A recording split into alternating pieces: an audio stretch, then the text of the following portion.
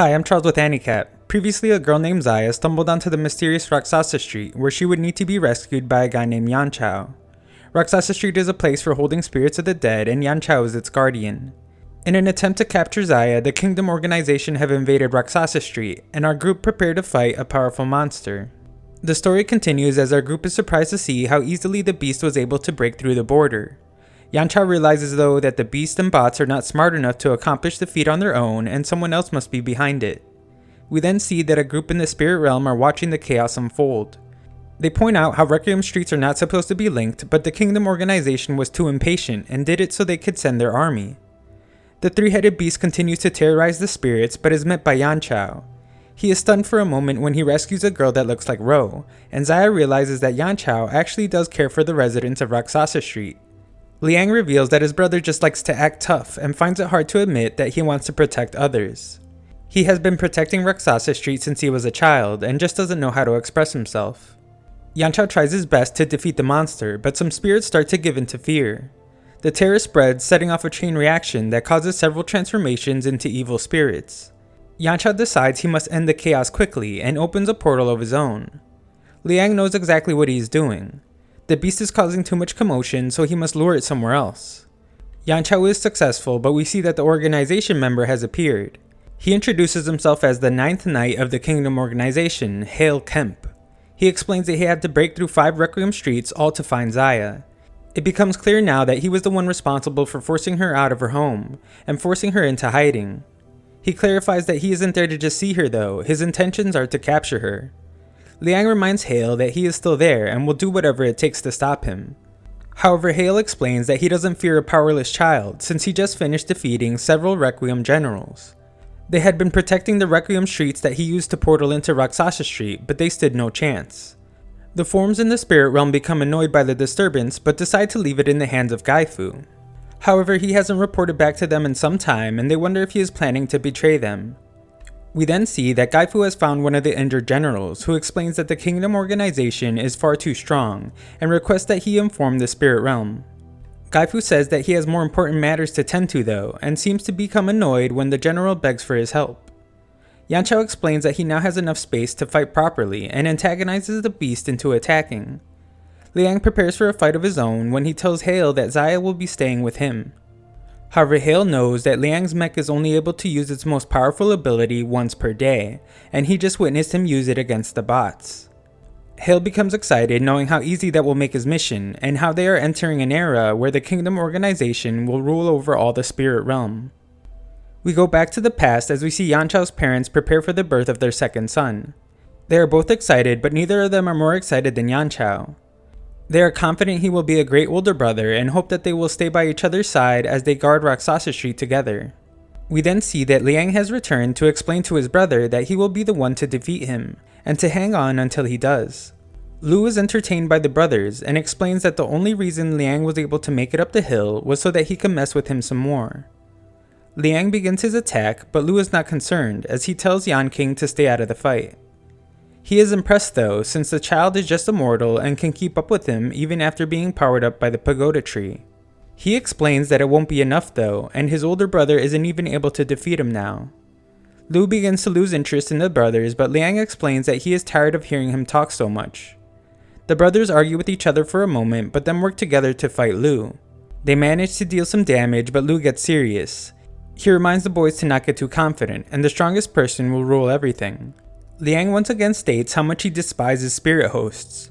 They get a bit of power and instantly think they can control everything. He points out that depending on the strength of their guardian to do terrible things is what makes them more weak than mortals. Lu thinks it's nonsense though and once again proves his strength. He comes up with an idea and gives Liang the opportunity to prove he is stronger than a spirit host. The way to do it though is by taking his own brother's life. Liang is clearly against the idea, but Lu explains the rules of Requiem streets. Mortals that enter must have their memories sealed away. Lu plans to do so, leaving Liang with only his hatred for his brother. However, once he ends his brother's life, he will return the memories so that he can feel the pain of what he had done. The brothers beg that he stop, and Yanchao calls for Yujin, but Yanqi makes sure that he doesn't interfere. The process is quick, and we see that Liang only has hatred left in his heart. Lu explains that the boy before him is his enemy, and tries to convince him to use the knife on him. It works as Liang begins his attack, and Yanchao can't believe how much hatred his brother really had for him. His attempts to wake his brother up fail, and Yujin makes his way to his master's side. Lu isn't having it though, and commands Yanking to finally end his life.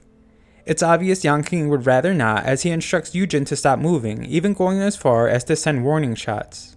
Yujin must explain to him that they are both guardians that are loyal to their masters, and they are both simply fulfilling their duties as subordinates. As he begins to be hit by arrows, Yujin explains that Yanking has chosen the wrong master, and vows to forever protect the two brothers. Yanking continues to instruct him to stop pushing forward as he plunges several arrows into Yujin, but he persists. Lu watches intently as Liang goes in for the final attack on his brother, but must antagonize him further when he stops for a moment. It doesn't work though, as we see that Liang can't get himself to hurt the person he doesn't remember. Back to the present, Yanchao is having a difficult time defeating the beast, as his basic attacks do absolutely nothing to it. He and Zucho try to attack at the same time, but Yanchao ends up having to save Zucho with an attack from his cannon. Liang isn't doing much better as he must tell Zaya to run for cover since he isn't able to focus on protecting her. Hale's disappointed to see that Liang was just bluffing about his own abilities. Liang claims that he isn't finished, but we see that Hale is actually much faster than he expected. Yanchao manages to damage the beast a bit when Zucho realizes something. The beast hasn't opened its eyes a single time, but still somehow manages to detect their attacks. They assume that the beast must be using its sense of smell and hearing to observe its surroundings, since it was able to even detect when they were behind it. Yanchao explains that he actually had a reason for luring it to the place they are in. There are several portals there that lead to other Requiem streets, and it will be more difficult for the beast to detect them through the portals. They manage to successfully lure it there and attack it while it is clearly confused. In the confusion, Yanchao instructs Zucho to damage all its noses, making it difficult for the beast to anticipate their attacks. The plan works perfectly as the beast is heavily damaged, however the two are disheartened to see that it begins to heal. This means that the creature is actually a guardian spirit, and is using psychic power to heal its wounds. The only way to defeat it is by finding its host. We then see that Liang's mech has reached its limit, and Hale offers to spare Liang's life in return for Zaya. Liang obviously refuses and tries his best to fight Hale. He is clearly outmatched though, and Zaya contemplates eating the pagoda tree. She is shocked when Liang also thinks that she should, because he has realized that Hale is out of his league. Their only hope now is that she will be able to unlock the heart chain and free her guardian spirit. She goes to the tree but hesitates when she thinks about what Yanchao will say. However, Zaya refuses to be captured and experimented on by Hale, and asks that Liang explain everything to his brother. He agrees to do it if they manage to survive, and begs her to eat the bark. She finally consumes it, and we see that her guardian begins to break free of the heart chain. Immense power begins to flow from her body, and she ends up being thrusted backwards. Liang reveals that the plan was a success, and her guardian has finally appeared. However, something seems to be wrong, and the guardian begins to rage out of control.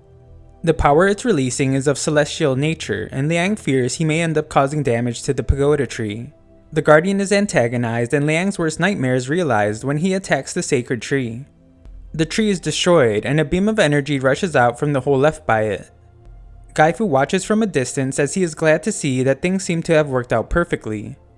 Spirits are swept off their feet and sucked into the hole left by the tree. Hale explains that it's because the sacred tree was a border that separated the spirit realm and Requiem streets. Now that it's been destroyed though, all spirits will be sucked in, which will eventually lead to havoc throughout both the spirit realm and the human world. Hale demands that Zaya come with him if she wants to live. She looks to Liang for help, but finds that he is in trouble of his own as he is being pulled into the portal. Thanks for watching part 7, 10,000 likes and I'll make part 8.